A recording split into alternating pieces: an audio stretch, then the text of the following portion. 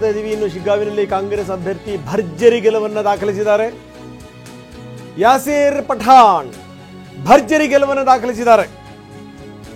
13,448 ಮತಗಳಿಂದ ಯಾಸೀರ್ ಪಠಾಣ್ ಜಯಬೇರಿ ಬಾರಿಸಿರುವಂಥದ್ದು. ಮಾಜಿ ಮುಖ್ಯಮಂತ್ರಿಯ ಪುತ್ರ ಭರತ್ ಬೊಮ್ಮಾಯಿ ಅವರನ್ನು ಸೋಲಿಸಿದ್ದಾರೆ. ಈ ಮುಖಾಂತರ ಗೆಲುವನ್ನು ಸಾಧಿಸಿದ್ದಾರೆ ಯಾಸೀರ್. 1,587,000 ಮತಗಳನ್ನು ಯಾಸೀರ್ ಪಠಾಣ್ ಪಡೆದರೆ 86,960 ಮತಗಳನ್ನು ಭರತ್ ಬೊಮ್ಮಾಯಿ ಪಡೆದಿದ್ದಾರೆ. ಭರತ್ ಬೊಮ್ಮಾಯಿಗೆ ಗೆಲುವಿನ ನಿರೀಕ್ಷೆ ಇತ್ತು. ಸಮೀಕ್ಷೆಗಳು ಕೂಡ ಅದನ್ನೇ ಹೇಳಿದ್ವು. ಆದರೆಲ್ಲವೂ ಕೂಡ ಉಲ್ಟಾ ಹೊಡೆದಿವೆ.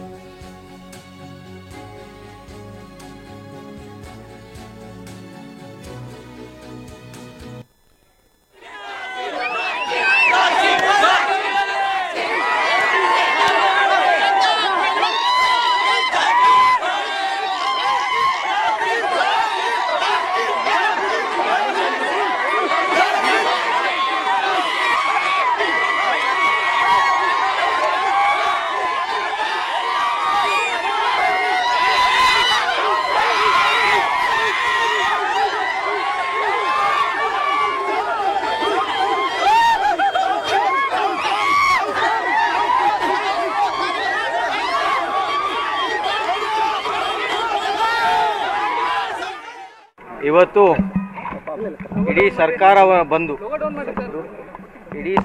ಬಂದು ಹಣದ ಹೊಳೆ ಸುರಿಮಳೆಯನ್ನು ಉಪೇಕ್ಷಿಸಿಕೊಂಡು ಇವತ್ತು ಕಾಂಗ್ರೆಸ್ ಪಕ್ಷ ಮುಂದೆ ಬಂದಿದೆ. ನಾನು ಯಾವತ್ತಿದ್ರೂ ಶಿಗ್ಗಾಂವ್ ಸವಣೂರು ಜನತೆ ಒಳ್ಳೇದಾಗಲಿ, ಇನ್ನು ಅಭಿವೃದ್ಧಿ ಕೆಲಸಗಳು ಮುಂದುವರಿಲಿ ಅಂತ ನಾನು ಆ ದೇವರಲ್ಲಿ ಪ್ರಾರ್ಥನೆ ಮಾಡ್ತೀನಿ. ಕಾರಣಗಳನ್ನು ನಾವೀಗ ಕುತ್ಕೊಂಡು ಬೂತ್ ವೈಸು ನಾವು ಲೆಕ್ಕಾಚಾರವನ್ನು ಮಾಡಿ ಮುಂದಿನ ದಿನಗಳಲ್ಲಿ ನಾವು ಅದನ್ನು ಮುಂದುವರಿಸ್ತೀವಿ. ಖಂಡಿತ ನಾನು ಹೇಳಿದ್ನಲ್ಲ, ಹಣದ ಸುರಿಮಳೆ, ಹಣದ ಹೊಳೆ ಸುರಿಮಳೆಯನ್ನು ಉಪೇಕ್ಷಿಸಿಕೊಂಡು ಇವತ್ತು ಕಾಂಗ್ರೆಸ್ ಅವರು ಮುಂದೆ ಅದೇ ಎಲ್ಲ ಅನಾಲಿಸಿಸ್ ಮಾಡ್ತೀನಿ.